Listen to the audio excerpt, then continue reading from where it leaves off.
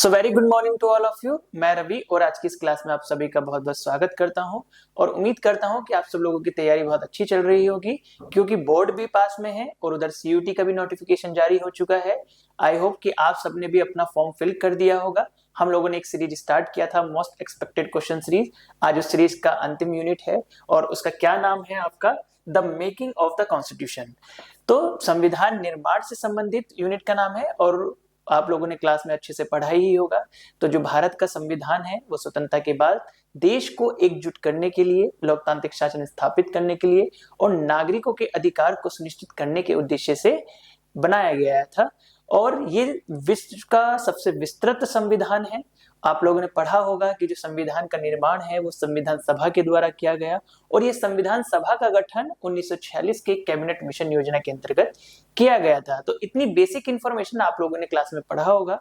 तो आज हम लोगों को उसी से रिलेटेड कुछ बेसिक क्वेश्चन भी देखने हैं जो आपके बोर्ड प्लस सीयूटी दोनों के लिए ही इंपॉर्टेंट हो सकते हैं। तो चलते हैं हम लोग अपने फर्स्ट क्वेश्चन की तरफ।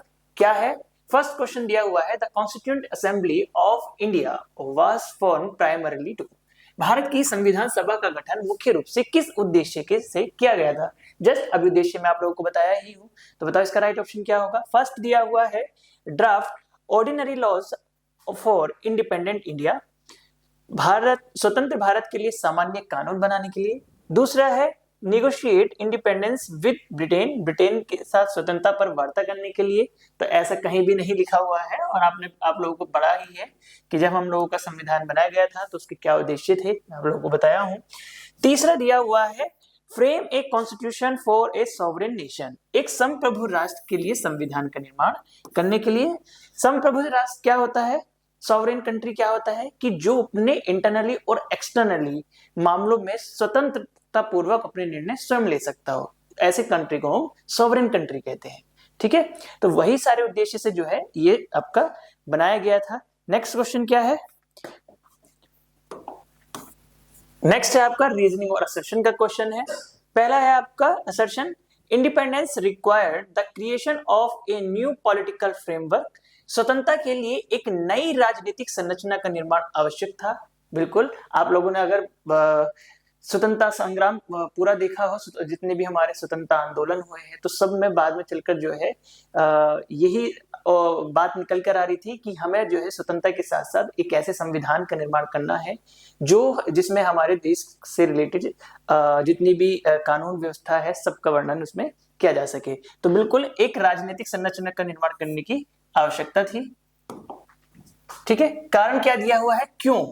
अब देखो, जब भी कारण दिया हो ना तो उसको बिकॉज लगा के, क्योंकि लगा के उसको जोड़ के देखते हैं। क्यों? Because colonial law were इनएडिक्वेट for a Democrat and sovereign India. Because क्योंकि औपनिवेशिक कानून एक लोकतांत्रिक और संप्रभु भारत के लिए अपर्याप्त थे। बिल्कुल, कि जो कॉलोनियल रूल्स बने हुए थे, ठीक है, वो एक डेमोक्रेटिक कंट्री के लिए क्या थे, प्रॉपर तरीके से फिट नहीं बैठ रहे थे, ये अपर्याप्त थे। इसी वजह से जो है एक नई राजनीतिक संरचना का निर्माण करना जरूरी था। तो दोनों ही स्टेटमेंट सही है और दोनों ही जो है अपना आप में एक दूसरे की व्याख्या करते हैं। नेक्स्ट क्वेश्चन देखिए। नेक्स्ट क्वेश्चन दिया हुआ है आइडेंटिफाई द करेक्ट स्टेटमेंट। ठीक है, अब सही कथन आप लोगों को बताना है। तो देखो, दो क्वेश्चन मैं ऑलरेडी आपको करा चुका हूं, चैप्टर भी आप लोगों ने अच्छे से पढ़ा है और मैं इतना मान के चल रहा हूं कि इस टाइम आपका बोर्ड बहुत करीब है और आप लोगों ने तैयारी अच्छे से कर ली होगी। तो आप बताना कुछ शुरू करें, आपके पास 30 सेकंड है। कौन कौन से स्टेटमेंट सही है? पहला स्टेटमेंट दिया हुआ है the constituent assembly was indirectly elected, संविधान सभा का गठन अप्रत्यक्ष चुनाव के द्वारा हुआ था। अब बताइए, जो हमारी संविधान सभा गठित हुई, ठीक है, वो किस योजना के तहत हुई थी? मैंने आपको बताया है, कैबिनेट मिशन योजना के द्वारा अंतर्गत। ठीक है, अब इसका जो चुनाव था, जो इलेक्ट हुई थी, वो किस तरह से हुई थी, डायरेक्ट या इनडायरेक्ट? जल्दी बोलिए। इनडायरेक्ट, बिल्कुल। तो इनडायरेक्टली तरीके से अप्रत्यक्ष चुनाव के द्वारा संविधान सभा का गठन हुआ था। ठीक है, फर्स्ट स्टेटमेंट सही है। चलो नेक्स्ट बताओ। It represented diverse political and social views, इसमें विविध राजनीतिक और सामाजिक विचारों का प्रतिनिधित्व था। बताओ, इसमें अलग अलग सामाजिक और राजनीतिक विचारों का प्रतिनिधित्व था। बिल्कुल, अलग अलग विचारधारा, सामाजिक और राजनीतिक विचारधारा के लोग शामिल थे। तीसरा दिया हुआ है it function under direct British control, यह ब्रिटिश शासन के प्रत्यक्ष नियंत्रण में कार्य करती थी? नहीं, प्रत्यक्ष नियंत्रण नहीं था इस पे, ब्रिटिश का प्रत्यक्ष नियंत्रण नहीं था।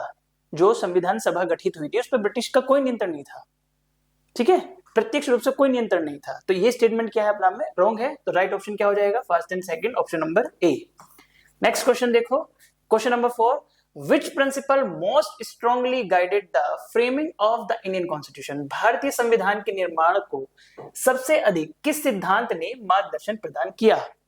बोलिए, सबसे ज्यादा किस सिद्धांत ने जो है मार्गदर्शन दिया है? आओ हम लोग ऑप्शन की तरफ नजर डालते हैं। देखो कई बार क्या होता है ना, ऑप्शन पढ़ के ही हम लोगों को बहुत कुछ समझ में आता है। कई बार ऑप्शन बहुत क्लोज होते हैं तो उसमें एलिमिनेट करना बहुत कम मतलब टफ हो जाता है। कई बार ऑप्शन बहुत दूर दूर होते हैं, मतलब कोई मैच नहीं होता, ठीक है, आपको राइट आंसर ना अलग ही दिख जाएगा, ठीक है। तो अब ऑप्शन की तरफ देखते हैं। क्वेश्चन दिया हुआ है कि सबसे अधिक, अब देखो इसमें देखो सबसे अधिक की बात की है, तो मोस्ट एप्रोप्रिएट हमें जो है बताना है कि ठीक है। तो अब इसमें क्या होगा, ऑप्शन सारे आपके क्लोज क्लोज होंगे, तुम देखना चाहे क्या है। पहला दिया हुआ है एब्सोल्यूट मोनार्की, पूर्ण राजशाही, नहीं, हमारा देश बेसिकली जो है लोकतांत्रिक देश है, तो पूर्ण राजशाही मोनार्की की तो बात थी ही नहीं, इनकरेक्ट। दूसरा दिया हुआ है parliamentary sovereignty of Britain, Britain की संसदीय सर्वोच्चता निर्माण को सबसे अधिक किस सिद्धांत ने मार्गदर्शन प्रदान किया? तो ब्रिटेन की संसदीय की सर्वोच्चता ने ऐसा तो कोई मार्गदर्शन प्रदान नहीं किया, लेकिन अभी मैंने क्या बोला, डेमोक्रेटिक कंट्री बनने जा रहा था, तो अब उसी का देखो ऑप्शन क्या दिया हुआ है, डेमोक्रेटिक रिप्रेजेंटेशन एंड इक्वालिटी। आपको आंसर आप चाहो तो उसको बहुत आसानी से छाट भी सकते हो, क्यों? क्योंकि आपको पता है कि हमारा देश क्या है, एक डेमोक्रेटिक कंट्री है, तो राइट ऑप्शन क्या हो जाएगा, ऑप्शन नंबर सी। और इसी विचार ने जो है, इसी सिद्धांत ने जो है संविधान के निर्माण में सबसे अधिक मार्गदर्शन प्रदान किया, किसने? डेमोक्रेटिक रिप्रेजेंटेशन में। क्लियर? नेक्स्ट क्वेश्चन देखो, नेक्स्ट क्या दिया हुआ है, क्वेश्चन नंबर 5 दिया है, मैच द फॉलोइंग, और ये बहुत सिंपल क्वेश्चन है, मुझे लगता है कि हर स्टूडेंट्स को पता होना चाहिए। क्या है, बोलिए इसका राइट ऑप्शन क्या होगा? एक तरफ दिया हुआ है आपके जो हमारे कॉन्स्टिट्यूशन असेंबली थी, संविधान सभा थी, उसके कौन कौन जो है आपके अध्यक्ष थे, उपाध्यक्ष थे, ठीक है, प्रारूप ड्राफ्टिंग कमेटी के अध्यक्ष कौन थे, तो उन सब के नाम दिए हुए हैं। तो आप राइट ऑप्शन बताइए क्या होगा। पहला एक तरफ है बी आर अम्बेडकर, तो कौन थे बी आर अम्बेडकर, बोलो।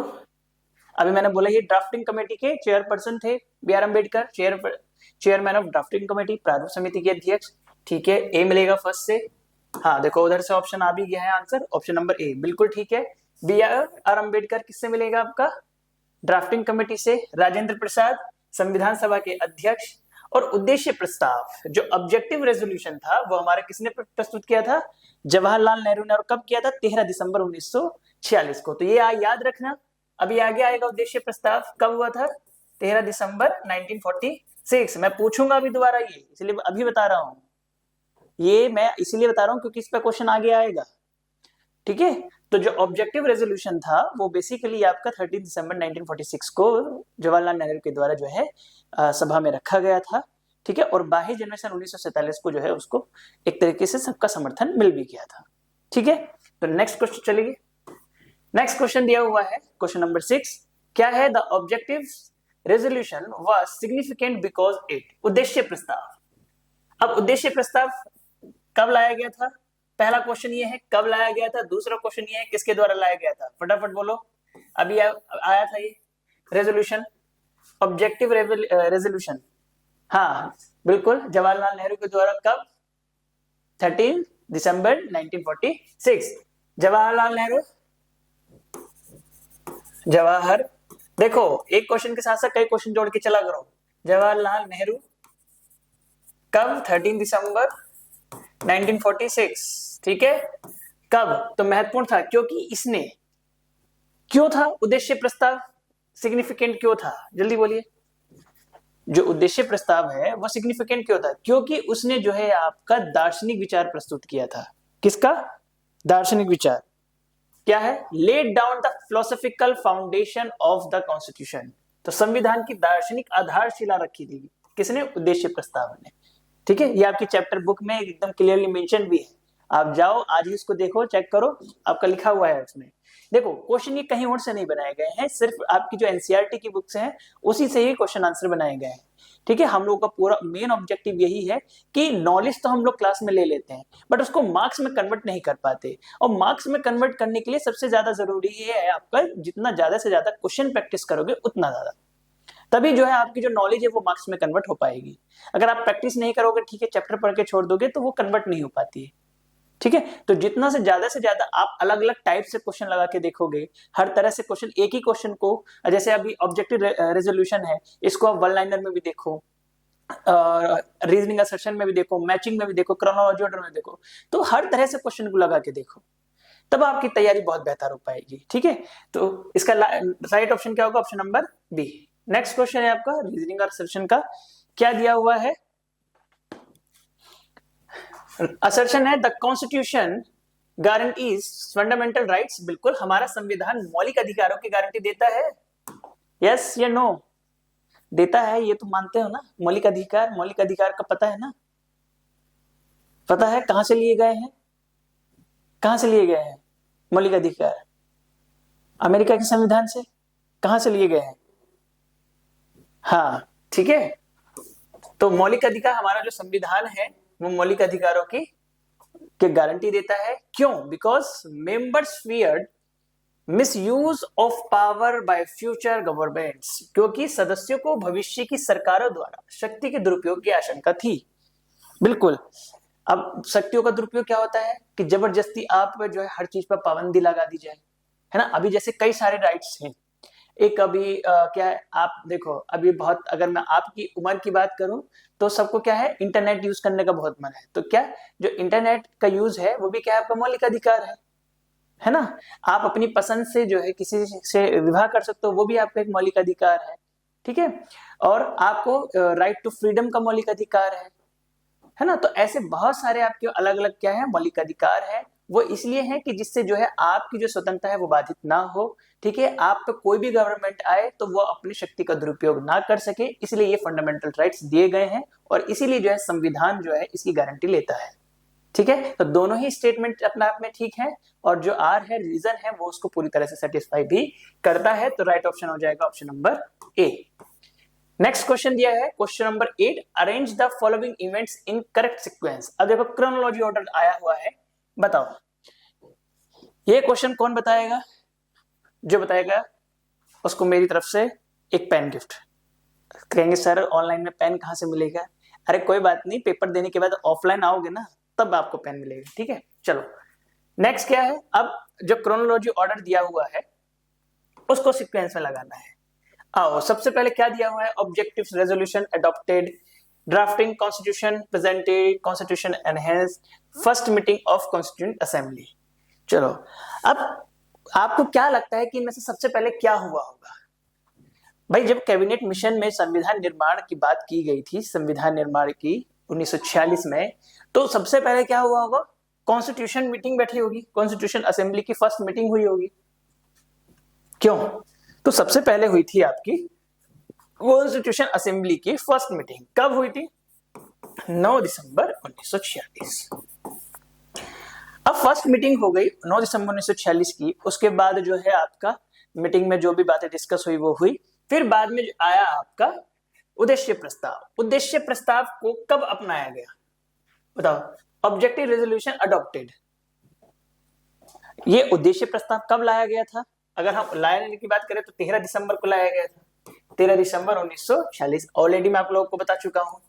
ठीक है, प्रस्तुत किया गया ये। ठीक है, और बाद में जो है 22 जनवरी 1947 को ये पूरी तरह से स्वीकार भी कर लिया गया था। ठीक है, उद्देश्य प्रस्ताव लाया गया। देन उसके बाद क्या हुआ? ड्राफ्ट कॉन्स्टिट्यूशन प्रेजेंट हुआ। ये ड्राफ्ट कॉन्स्टिट्यूशन कब प्रेजेंट हुआ था? 22 जनवरी। अब जो ये प्रारूप बनाया गया था उद्देश्य प्रस्ताव, ठीक है, उसके बाद जो है इसको प्रस्तुत कब किया गया? 22 जनवरी 1947। ठीक है, इसके जस्ट बाद आपको भी बताया ही हूं। फिर अब क्या? कॉन्स्टिट्यूटेड एनहेंस, संविधान को लागू अधिनियमित कब किया गया बताओ?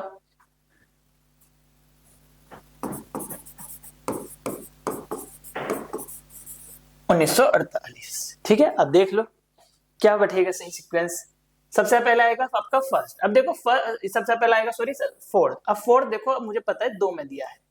चलो ठीक है, तो दो ऑप्शन तो इनकरेक्ट होगा, बी और डी। उसके बाद आएगा फर्स्ट। अब फर्स्ट आपका एक ही में है, तो राइट ऑप्शन क्या हो जाएगा, ए। सपोज अगर मुझे दो ही पता है और बाकी नहीं भी पता, तब भी मैं इसका आंसर निकाल सकता हूँ। ठीक है, और दो निकालना बहुत इजी भी था, क्योंकि फर्स्ट मीटिंग कब हुई थी और ऑब्जेक्टिव रेजोल्यूशन अडॉप्ट कब हुआ था, ये मैं आप लोगों को ऑलरेडी बता चुका हूँ। तो इससे भी आप आसानी से आंसर निकाल सकते थे। नेक्स्ट क्वेश्चन है 9th, क्या है आपका, why were constituent assembly debates carefully recorded. संविधान सभा की बहसों को सावधानी पूर्वक क्यों दर्ज किया गया था, क्यों किया गया था। पहला दिया हुआ है फॉर इमीडिएट इंप्लीमेंटेशन, तत्काल कार्यान्वयन के लिए। संविधान सभा की बहसों को सावधानी पूर्वक क्यों दर्ज किया गया। अब संविधान सभा की बहसें क्या है, बहसें मतलब कि जिस टाइम पर संविधान सभा गठित हुई, अब बैठकें होती थी, ठीक है, उसमें हर जो भी रेजोल्यूशन लाया जाता था या जो भी टॉपिक लाया जाता था, तो उस पर पहले चर्चा होती थी कि क्या ये नागरिकों के लिए सही है, क्या हमें नागरिकों के लिए ये चीज करनी चाहिए। तो उन बहसों की बात यहाँ पर चल रही है कि जो भी संविधान सभा के अंदर जिस भी टॉपिकों पर जो बहस हुई या जो चर्चा हुई, वो दर्ज क्यों की गई। ठीक है, उसका क्या मतलब था, केयरफुली रिकॉर्ड क्यों की गई। पहला था कि तत्काल कार्यान्वयन के लिए।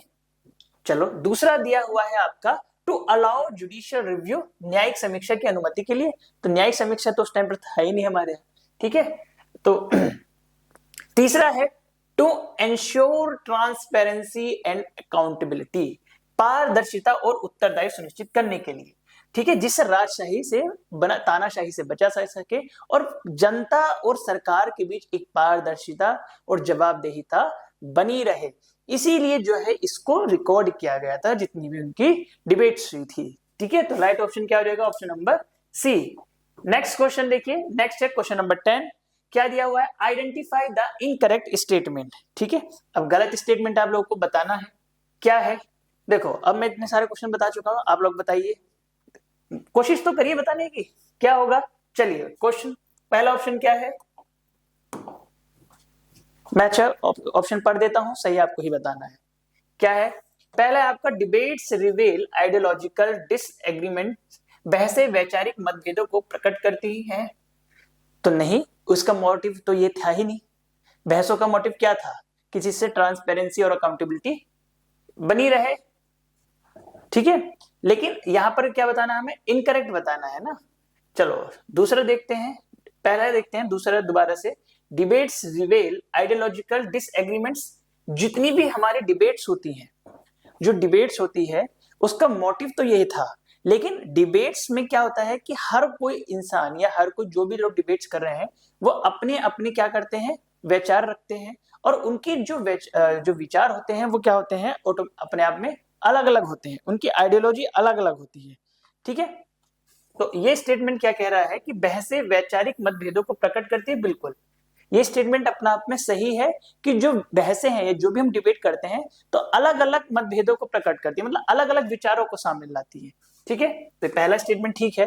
दूसरा दिया हुआ है they show negotiation and compromises, वे वार्ताओं और समझौते को दर्शाती है। बिल्कुल, अब जब हम कोई कंक्लूजन निकालेंगे, ठीक है, अब सबके अलग अलग डिफरेंट डिफरेंट मत हैं, बट क्या है, फाइनल में जो कंक्लूजन निकालेंगे तो उसमें किसी की कुछ बात मानी जाएगी, किसी की कुछ बात मानी जाएगी, और सामने वाले की कुछ और बात मानी जाएगी। तो ठीक है, एक क्या होता है, कॉम्प्रोमाइज किया जाता है कि ठीक है, सबका पॉइंट ऑफ व्यू इसमें आ जाना चाहिए। ठीक है, किसी एक की बात को ही पूरा सुप्रीम नहीं मानते हैं। ठीक है, तो दूसरे स्टेटमेंट भी सही है। तीसरा है दे present a single unanimous view point, नहीं, वे एक मत सर्वसम्मत दृष्टिकोण प्रस्तुत करते नहीं। जस्ट मैं भी आपको ये बात बताया हूं कि किसी एक के पॉइंट ऑफ व्यू को सर्वसम्मत नहीं मानते हैं, सुप्रीम नहीं मानते हैं, बल्कि सबका मिला जुला ओपिनियन होता है, एक तरीके से कॉम्प्रोमाइज किया होता है। तो यही आपका इनकरेक्ट है, जस्ट ये ऑलरेडी मैं आपको बता ही चुका था। ठीक है, डी ऑप्शन दिया हुआ है they help historians understand constitutional values, वे इतिहासकारों को संवैधानिक मूल्यों को समझने में सहायता करती है। बिल्कुल, तो इसमें हमें इनकरेक्ट बताना, तो इनकरेक्ट कौन सा है आपका, ऑप्शन नंबर सी। ठीक है, नेक्स्ट क्वेश्चन देखिए, नेक्स्ट क्वेश्चन दिया हुआ है क्वेश्चन नंबर 11। क्या है आपका, which issue generated intense debate in the constituent assembly, संविधान सभा में किस मुद्दे पर तीव्र बहस हुई थी, बताओ। विदेश नीति या औद्योगिक नीति, ये आपकी बुक से ही पूछा हुआ है अगर आपने चैप्टर को पढ़ा हो तो। हाँ देखो, किसी का आंसर आया है option number B, language and linguistic identity. सबसे ज्यादा बहस तीव्र का मुद्दा क्या था? भाषा और भाषाई पहचान, और भाषाई पहचान के आधार पर भी जो है बाद में क्या किया गया आपका, क्या किया गया जल्दी बोलो? राज्यों का भी गठन भाषा के आधार पर किया गया था ना। भाषाई आधार पर राज्य पुनर्गठन आयोग 1953, सब भूल गए हो, सब दे रखा है बुक में, है ना। तो भाषा के आधार पर, ये भाषाई पहचान पर सबसे ज्यादा बहस हुई थी, तो राइट ऑप्शन हो जाएगा option number B. Next question है आपका question number 12। The constitution aimed to balance unity with diversity. संविधान का उद्देश्य एकता और विविधता के बीच संतुलन स्थापित करना था। बिल्कुल, आप लोगों ने एक वो वाक्य भी सुना होगा कि हमारा भारत देश क्या है? विविधता में एकता का प्रतीक है। विविधता में एकता का प्रतीक कैसे है? कि हमारे देश में इतनी ज्यादा डाइवर्सिटी पाई जाती है, इतने सारे समुदाय के लोग पाए जाते हैं, फिर भी क्या है, उनके बीच एकता बनी दिखाई देती है। ठीक है, आजकल की सोशल मीडिया पर मत जाना, ठीक है, जो इतने लड़ाई झगड़े दिखाते हैं धर्मों के बीच, तो उस पर नहीं जाना है। बट जो एक फेमस डायलॉग है कि विविधता में एकता का प्रतीक है, तो वैसा है भी, है ना। आप किसी दूसरे स्टेट में जाते हैं तो वहां के लोग आपसे बहुत सभ्य तरीके से ही रहते हैं। उनके कल्चर को आप देखो कि किस तरह से लोग आजकल एक दूसरे के कल्चर को भी अपनाते हैं। तो ये क्या है? विविधता में एकता का प्रतीक।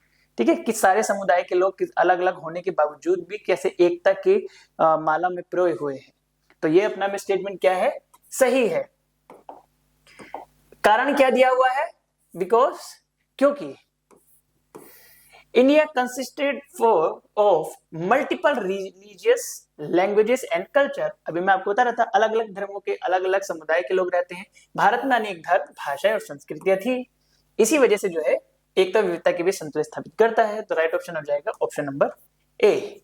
नेक्स्ट है आपका क्वेश्चन नंबर 13। क्या दिया हुआ है क्वेश्चन नंबर 13?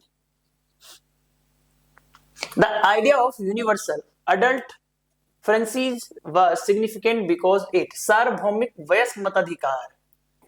हाँ, सार्वभौमिक वयस्क मताधिकार का विचार महत्वपूर्ण था, क्योंकि बताइए क्यों महत्वपूर्ण था? कहाँ है आपका?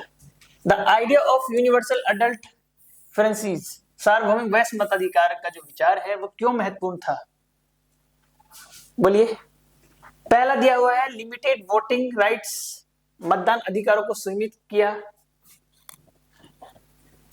दूसरा है आपका एक्सपेंडेड पॉलिटिकल पार्टिसिपेशन इमीडिएटली, तुरंत राजनीतिक भागीदारी का विस्तार किया।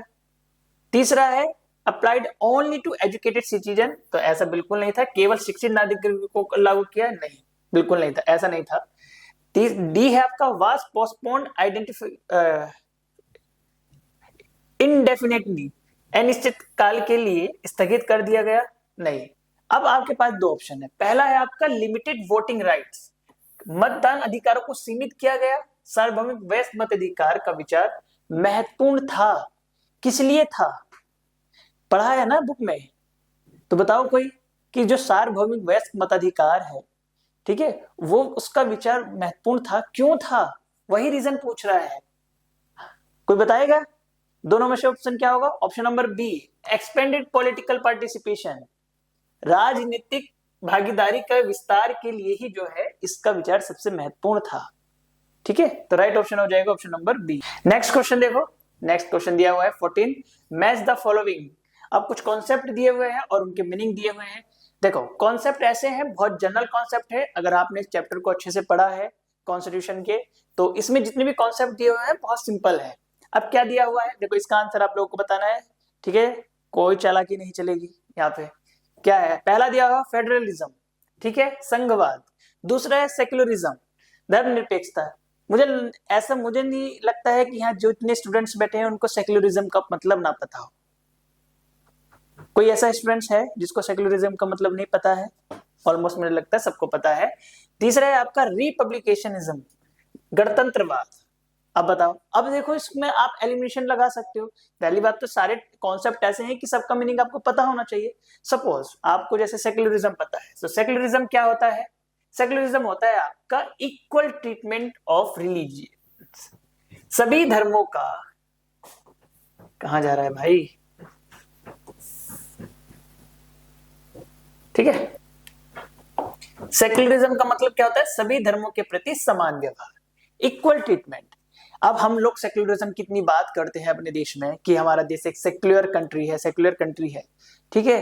फिर भी आपने बहुत न्यूज चैनल पे देखा होगा कि किसी एक धर्म विशेष को अगर फोकस कर दिया जाता है कभी कभी, ठीक है, और तो उनकी बात पे मीडिया की बात आप लोगों को पता ही है कि मीडिया की बात कितनी सच होती है, कितनी झूठ होती है, आधी उसमें सच होती है, आधी झूठ होती है।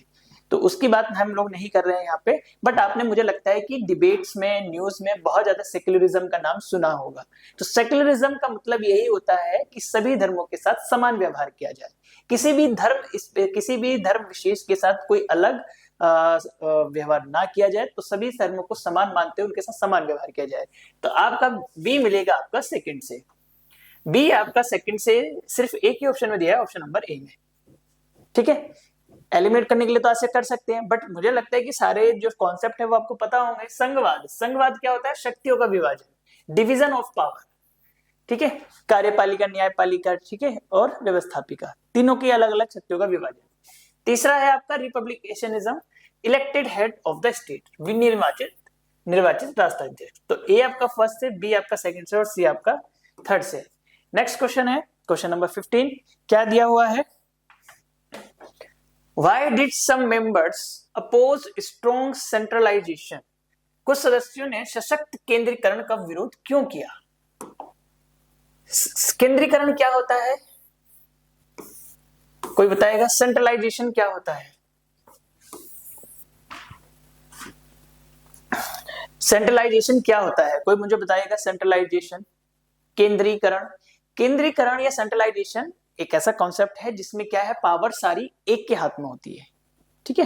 जैसे आपने देखा होगा ना, जहां पर तानाशाही का शासन होता है, ठीक है, तानाशाही का शासन, वहां पर क्या है कि पावर एक के हाथ में है। डिसेंट्रलाइज में क्या होगा कि पावर डिवाइड होती है, कुछ पावर यहाँ है, कुछ पावर यहाँ है, कुछ पावर यहाँ है, अलग अलग लेवल पर पावर्स होती है, ठीक है। तो सेंट्रलाइज की सारी पावर एक के हाथ में आ गई, ठीक है। जैसे आपने मौर्यन एम्पायर का नाम सुना होगा। मौर्यन एम्पायर क्या था? एक सेंट्रलाइज एम्पायर था। ऐसे इसके ऊपर डिबेट है, बेसिकली डिबेट है। तो कुछ हिस्टोरियंस को सेंट्रलाइज मानते हैं और बेसिकली रघुनाथ थापर जैसे उसको डिसेंट्रलाइज घोषित करते हैं, ठीक है। उसमें जो है मेट्रोपॉलिटन एरियाज है, पेरिफेरल एरियाज है, कोर एरियाज है। तो इसमें बेसिकली मौर्यन एम्पायर के ऊपर आप लोगों ने, मुझे लगता है, डिबेट शायद पढ़ा हो या नहीं पढ़ा हो, आपके एनसीईआरटी में तो शायद नहीं दिया है, बट मैं आपको वो बता रहा हूँ कि मौर्यन एम्पायर के ऊपर भी डिबेट है कि वो सेंट्रलाइज था या डिसेंट्रलाइज। तो सेंट्रलाइज का मतलब ये है कि पावर किसी एक के हाथ में, और डिसेंट्रलाइज का मतलब कि पावर डिवाइड है अलग अलग लेवल पर, ठीक है। तो मतलब समझ गए, ठीक है। तो बेसिकली रोमिला थापर ने मौर्यन एम्पायर को डिसेंट्रलाइज घोषित किया था, ये मैं आपको बता दिया। तो यहाँ पर हमारा टॉपिक वो नहीं है, टॉपिक ये है कि सेंट्रलाइजेशन का मतलब क्या होता है। तो ये सेंट्रलाइजेशन के ऊपर बहुत सारे जो आपके कॉन्स्टिट्यूशन असेंबली के मेंबर्स थे, वो उन्होंने इसकी अपोज किया, ठीक है, इसका विरोध किया कि सेंट्रलाइजेशन नहीं होना चाहिए, केंद्रीकरण, सशक्त केंद्रीकरण नहीं होना चाहिए। क्यों? उसका रीजन क्या दिया था? फियर ऑफ डिक्टेटरशिप, तानाशाही की आशंका के कारण। भाई मुझे तो यही लग रहा है, देखते हैं दूसरा। और तीसरा क्या है? डिजायर टू रिस्टोर मोनार्की, राजशाही की पुनर्स्थापना की इच्छा कारण नहीं। राजशाही, अब तानाशाही, राजशाही से तो बचना था। लोकतांत्रिक शासन में कभी भी सत्ता आपको एक के हाथ में नहीं होगी, वरना वो तो राजशाही में पहुंच जाएगा, तानाशाही में तो ये तो है ही नहीं। दूसरा, ब्रिटिश दबाव के कारण नहीं, केवल आर्थिक कारण नहीं। ऊपर पहला ऑप्शन है आपका तानाशाही की आशंका के कारण। ये माना था, उनका ये मानना था, संविधान सभा के मेंबर्स का मानना था कि आगे चल के तानाशाही क्रिएट ना हो जाए, सारी पावर एक के हाथ में ना पहुंच जाए, इसी वजह से जो है इसको सेंट्रलाइज ना किया जाए या सशक्त केंद्रीकरण पर जोर ना दिया जाए, ठीक है। इसलिए आप देखते होंगे जो पावर्स है हमारे यहाँ भी, एक सेंट्रल लेवल पे भी और उस पे भी, स्टेट लेवल पे भी बटी होती है, ठीक है, बहुत सारी। नेक्स्ट क्वेश्चन दिया हुआ है क्वेश्चन नंबर 16। क्या है? Arrange the following in correct order, निम्नलिखित को सही क्रम में व्यवस्थित कीजिए। देखो ये क्वेश्चन मैं ऑलरेडी आपको बता चुका हूं, तो इसका आंसर आप मुझे बताएंगे क्या होगा। देखो प्रारूप समिति का इसका मैं आपको बता चुका हूं क्या है। आओ, सबसे पहला है प्रारूप समिति का गठन, दूसरा है प्रारूप संविधान पर चर्चा, तीसरा दिया हुआ संविधान को अंगीकृत किया गया। अब देखो मुझे ऐसा लग रहा है कि कॉन्स्टिट्यूट सबसे पहले तो ड्राफ्टिंग कमेटी फॉर्म हुई होगी, ठीक है। सपोज आपको अगर सन याद नहीं है, अगर आपको ईयर याद नहीं है, तो आपको उसका इवेंट का जरूर ध्यान होना चाहिए कि एक्चुअल में पहले जो है कॉन्स्टिट्यूशन कमेटी गठित हुई, देन उसके बाद जो है डिस्कशन हुआ एंड देन फाइनल उसके बाद कॉन्स्टिट्यूशन को अडॉप्ट किया गया। तो अगर आपको ईयर याद है, डेट्स याद है तो वेल एंड गुड, बहुत अच्छी बात है। और अगर नहीं याद है तो आपको इवेंट्स माइंड में जरूर होने चाहिए कि अच्छा पहले इवेंट्स ये हुआ था, ठीक है मुझे इसका डेट या सन याद नहीं है बट पहले ये हुआ था। अगर क्योंकि ऐसे क्वेश्चन में आपको ऑर्डर में लगाना है, अगर ऑर्डर में लगाने के लिए अगर आपको इवेंट्स भी नहीं पता है और ईयर भी नहीं पता है तो आप फंस जाओगे। तो आपको फंसना नहीं है, ये आपको मैं पहले से सिखा रहा हूँ और हर टाइप का क्वेश्चन आपको इसलिए करा रहा हूँ क्लास में, ठीक है, जिससे आपको पेपर में कोई दिक्कत ना आए। तो अब क्या है, तो आपको पता है कि सबसे पहले क्या हुआ था, ड्राफ्टिंग कमेटी फॉर्म हुई थी, ठीक है। आपको मुझे पता है कि सबसे पहले पहला आएगा फर्स्ट, और देखो इतना मुझे पता है कि फर्स्ट आएगा, फर्स्ट आपका एक ही ऑप्शन में दिया है, हो गया एलिमिनेट। यही करना होता है पेपर में, पूरा क्वेश्चन जाना ही नहीं है, आपको एलिमिनेट करके तुरंत आंसर निकालना है। सबसे पहले जो है आपका ड्राफ्टिंग कमेटी फॉर्म हुई तीनों के अकॉर्डिंग, जो तीन ऑप्शन दिए हैं और वो एक ही ऑप्शन में है, ऑप्शन नंबर ए, ठीक है। उसके बाद आपका क्या हुआ है, ड्राफ्ट कॉन्स्टिट्यूशन डिस्कस्ड हुआ है, प्रारूप संविधान पर चर्चा हुई, देन उसके बाद क्या, संविधान को स्वीकृत किया गया, अंगीकृत किया गया, ठीक है। नेक्स्ट क्वेश्चन देखिए, रीजनिंग और असर्शन का क्वेश्चन है, डिबेट्स जो विवाद है, ठीक है, debates reflect both idealism and pragmatism, बहसें आदर्शवाद और व्यवहारिकता दोनों को प्रतिबिंबित करती हैं। अब ये बहसें कौन सी हैं, जो डिबेट्स की हम लोग बात कर रहे हैं, ये कौन सी डिबेट्स हैं, जो कॉन्स्टिट्यूशन असेंबली में मेंबर्स के बीच में हुई थी, ये उन्हीं डिबेट्स की बात यहाँ पर चल रही है, ठीक है। तो क्या ये रिफ्लेक्ट करती है आइडियलिज्म को, ठीक है, या प्रैग्मेटिज्म को, दोनों को ही रिफ्लेक्ट करती है। चलिए ठीक है, क्यों करती है, अब रीजन दिया हुआ है उसका। मेंबर्स बैलेंस्ड, मेंबर्स कौन से मेंबर्स, जो कॉन्स्टिट्यूशन असेंबली के थे, ठीक है। Members balanced moral principles with administrative realistics, सदस्यों ने नैतिक सिद्धांतों और प्रशासनिक वास्तविकताओं के बीच संतुलन स्थापित किया। बिल्कुल, मेंबर्स के द्वारा जो है नैतिक सिद्धांतों के बीच संतुलन स्थापित किया गया, प्रशासनिक वास्तविकताओं के बीच संतुलन स्थापित किया गया, तभी तो जो है ये इसका आदर्श को दिखाते हैं, आदर्शवाद को दिखाते हैं। ये प्रिंसिपल को बैलेंस करना क्या है, एक आइडियलिज्म है कि आप किसी चीज की आइडियल को फॉलो कर रहे हो, ठीक है। तो दोनों ही ऑप्शन क्या है, अपने में करेक्ट है और ये इसको सही एक्सप्लेन भी करता है। नेक्स्ट क्या दिया हुआ है, क्वेश्चन नंबर 18 देखिए, which group concern received special attention in constitutional debates, संवैधानिक बहसों में किस समूह की चिंताओं पर विशेष ध्यान दिया गया। देखो ये क्वेश्चन बहुत अच्छा है और मुझे लगता है कि आप लोगों ने क्लास में चैप्टर को अच्छे से पढ़ा होगा, तो ये क्वेश्चन आप जरूर बता पाएंगे। और ये क्योंकि हमारा बहुत हॉट टॉपिक रहता है, ठीक है। जो ये बहस का जो टॉपिक था, जो इसमें भी था कि ये वाला ग्रुप, इस ग्रुप पे सबसे ज्यादा चर्चा हुई थी, कौन सा था, यस किसी ने बताया ऑप्शन नंबर सी, बिल्कुल माइनॉरिटीज, जो हमारे माइनॉरिटीज हैं, ठीक है, उसमें कई सारे समुदाय आते हैं हमारे, ठीक है, मुस्लिम्स भी आते हैं, सिख भी आते हैं, ईसाई भी आते हैं, जैनिज्म भी आते हैं, तो कई सारे समुदाय आते हैं माइनॉरिटीज में, ठीक है। एंड डिप्रेस्ड क्लासेस, दलित वर्ग, ये एक ऐसा टॉपिक था कॉन्स्टिट्यूशन असेंबली में जिसपे सबसे ज्यादा जो है क्या है फोकस किया गया, सबसे ज्यादा विशेष ध्यान दिया गया, ठीक है। नेक्स्ट क्वेश्चन देखो क्या है, सेलेक्ट द करेक्ट स्टेटमेंट, सही कथनों पर विचार कीजिए, बताइए क्या है। पहला दिया हुआ है, डिबेट्स रिवेल डिसएग्रीमेंट्स अमंग लीडर्स, बहसें नेताओं के बीच मतभेदों को प्रकट करती हैं। बोलिए, ये लाइन हूबहू पहले आ चुकी है, यस या नो, यस ऑप्शन ये फर्स्ट, ठीक है, अलग अलग मतभेदों को प्रकट करती है।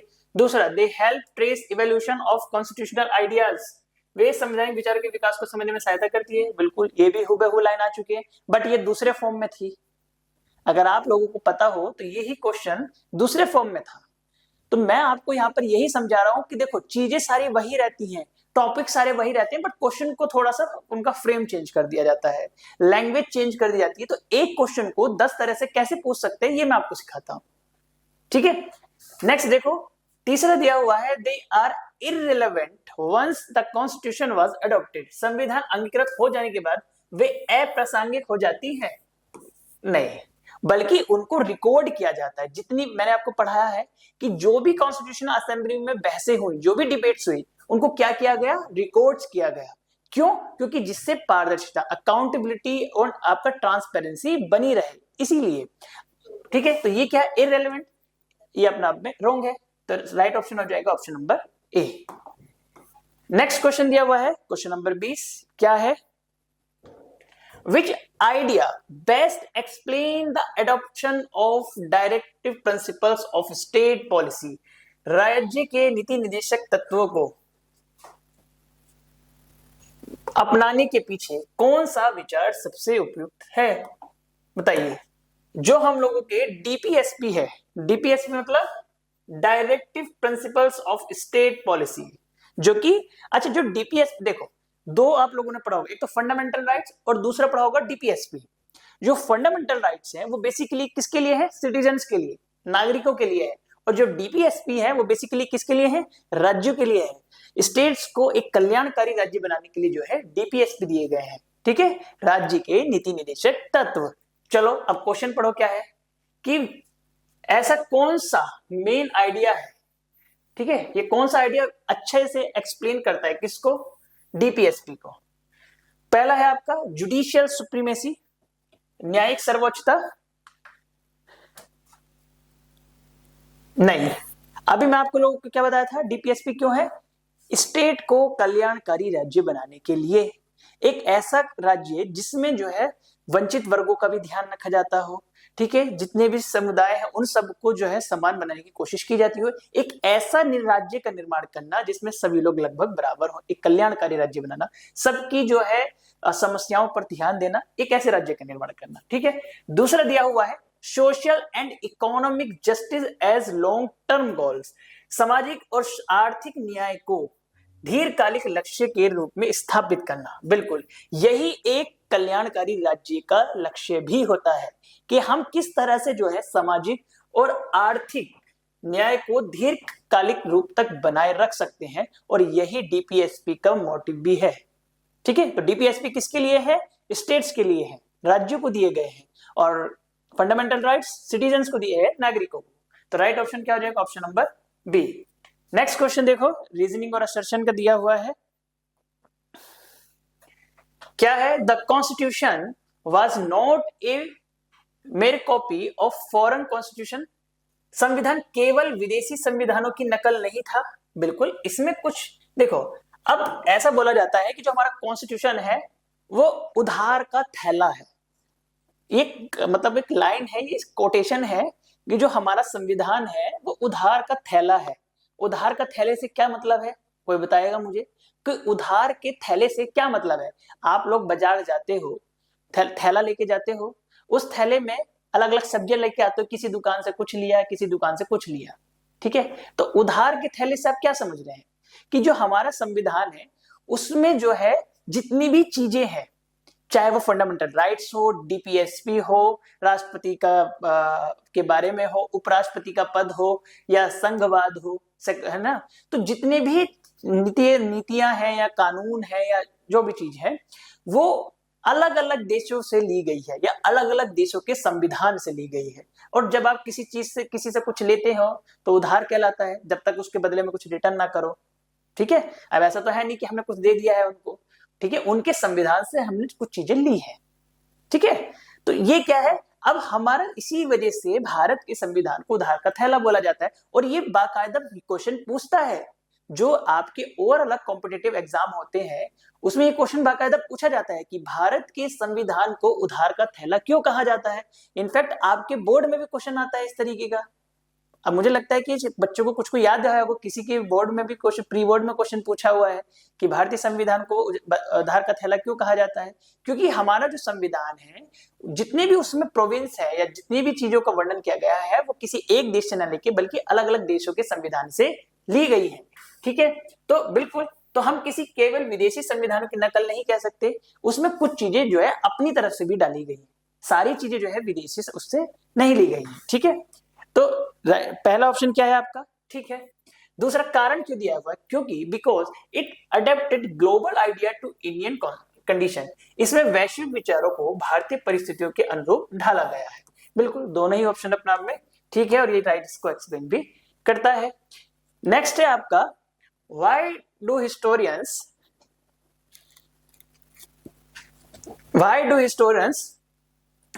Analyse constituent assembly debates today. अब कॉन्स्टिट्यूशन में जितनी भी डिबेट्स हुई कॉन्स्टिट्यूशन असेंबली में, आज इतिहासकारों का ध्यान उसकी तरफ क्यों इतना जाता है, मतलब इतिहासकार उसकी तरफ क्यों इतना ध्यान दे रहे हैं। तो क्वेश्चन दिया हुआ है आपका कि आज इतिहासकार संविधान सभा की बहसों का अध्ययन क्यों करते हैं, बताइए क्यों करते हैं। पहला ऑप्शन दिया हुआ है टू अमेंड द कॉन्स्टिट्यूशन, संविधान में संशोधन करने के लिए। नहीं, तो ऐसा बिल्कुल नहीं है, आप लोगों को पता भी होना चाहिए संविधान में संशोधन किसी इतिहासकार के अध्ययन करने से नहीं हो जाता है, ठीक है, उसके लिए प्रोसेस होता है, ठीक है, संविधान संशोधन का पूरा प्रोसेस होता है, ठीक है, तो ऐसा बिल्कुल नहीं। दूसरा दिया हुआ है to understand intention behind province, संवैधानिक प्रावधानों के पीछे की मंशा को समझने के लिए। बिल्कुल ये अपना में सही है। क्यों, मैंने आपको पहले भी ये चीज समझाई है कि जितने भी कॉन्स्टिट्यूशन असेंबली में मेंबर्स थे, ठीक है, अब सबका अलग अलग विचार था, ठीक है, सबकी बहसें हुई उस असेंबली में, सबने अपना अपना पॉइंट ऑफ व्यू रखा और उसके एक निर्णय पे पहुंचने के बाद उस प्रोविंस को बनाया गया, ठीक है। अब आज के इतिहासकार उसी मंशा को जानने की कोशिश करते हैं कि अगर ये प्रोविंस रखा गया है, अगर सपोज फंडामेंटल राइट्स कॉन्स्टिट्यूशन में रखे गए हैं, तो उसके पीछे कॉन्स्टिट्यूशन असेंबली के मेंबर्स की क्या मंशा थी, ठीक है, कोई भी जो प्रोविंस हमारे संविधान में है उसके पीछे मेंबर्स का क्या मंशा थी, क्या इरादा था, या क्या दृष्टिकोण था, उसी को समझने के लिए आज हिस्टोरियंस जो है बार बार जो है संविधान सभा की बैठकों का या सब बहसों का पर उस पर ज्यादा ध्यान देते हैं। तो राइट ऑप्शन क्या हो जाएगा, option number B. Next question देखिए, मैच द फॉलोइंग, ये क्वेश्चन आप लोग बताएंगे क्योंकि बहुत आसान है। देखो फेडरलिज्म पहले भी आ चुका है, आंसर आप बताएंगे क्या होगा। फेडरलिज्म क्या होता है। दूसरा दिया हुआ फंडामेंटल राइट्स, फंडामेंटल राइट्स अभी समझा चुका हूं, बोलिए फटाफट क्या आंसर है। बिल्कुल फंडामेंटल राइट्स, सी मिलेगा थर्ड से और सी थर्ड से एक ही में दिया हुआ है, व्यक्तिगत स्वतंत्रता, इंडिविजुअल लिबर्टी राइट्स, ठीक है, व्यक्तिगत स्वतंत्रता क्या है आपका, एक बेसिकली क्या है फंडामेंटल राइट्स है, सी मिलेगा थर्ड से, राइट ऑप्शन हो जाएगा A. Language, national unity, federalism, centre state relation, ठीक है। नेक्स्ट देखो 24, which limitation appeals to constituent assembly debates as a source, एक स्रोत के रूप में संविधान सभा की बहसों की कौन सी सीमा लागू होती है, कौन से एक स्रोत के रूप में संविधान सभा की बहसों की कौन सी लिमिटेशन लागू होती है, बताइए। लिमिटेशन लास्ट में हेडिंग दिया हुआ है आपकी बुक में भी, कौन सा है। पहला है लैक ऑफ डिटेल, विवरण की कमी, तो ऐसा नहीं है, विवरण तो बहुत है, इतनी बहसें हो चुकी है, इतना रिकॉर्ड्स है, तो विवरण की तो कमी नहीं थी बिल्कुल भी। चलिए दूसरा है अब्सेंस ऑफ एलीट पर्सपेक्टिव, अभिजात वर्ग की दृष्टिकोण का अभाव, नहीं। तीसरा दिया हुआ है limited representation of ordinary people, सामान्य जनता की सीमित प्रतिनिधित्व, इसी वजह से जो है हमें लिमिटेशन यहाँ पर दिखाई देती है क्योंकि हमारे सामान्य जनता का प्रतिनिधि जो रिप्रेजेंटेशन है वो बहुत कम है, ठीक है, इसी वजह से इसकी लिमिटेशन दिखाई देती है। तो ऑप्शन हो जाएगा सी। और ये आज की क्लास का इस सीरीज का भी सबसे लास्ट क्वेश्चन है, ठीक है। और इस क्वेश्चन क्या है, क्वेश्चन देख लेते हैं पहले। Overall the constitution assembly debates reveal that the constitution was, समग्र रूप से कॉन्स्टिट्यूशन संविधान सभा की बहसें यह दर्शाती हैं कि संविधान था। क्या था संविधान, बोलिए क्या था संविधान, बोलिए। हमने इतना जो चर्चा किया, इतना बहस किया संविधान निर्माण के ऊपर, तो संविधान क्या था, इस क्वेश्चन का आंसर आप मुझे कमेंट बॉक्स में करके बताएंगे। और इसी के साथ आज जो ये CUT UG का हिस्ट्री सीरीज था, हिस्ट्री डोमेन का, वो आज कंप्लीट होता है। और क्वेश्चन का आंसर कमेंट बॉक्स में बताना ना भूले, ठीक है। तो अगली क्लास हम लोग जो शुरू करेंगे वो या तो PYQ सीरीज स्टार्ट करेंगे, ठीक है। तो मिलते हैं हम लोग अपनी नई एक और सीरीज के साथ। तो इतना ही आज के लिए, ऑल द वेरी बेस्ट, आप लोग अच्छे से अपना बोर्ड का एग्जाम दे एंड देन उसके बाद मेरी उम्मीद करता हूं कि आप सब ही जो है CUT UG भी देंगे। और CUT UG के हिस्ट्री डोमेन में अगर आपको कोई भी दिक्कत है तो आप हम लोगों से कांटेक्ट कर सकते हैं, ठीक है, जिसका नंबर या लिंक आपको नीचे डिस्क्रिप्शन बॉक्स में मिल भी जाएगा, ठीक है। तो all the best students, thank you.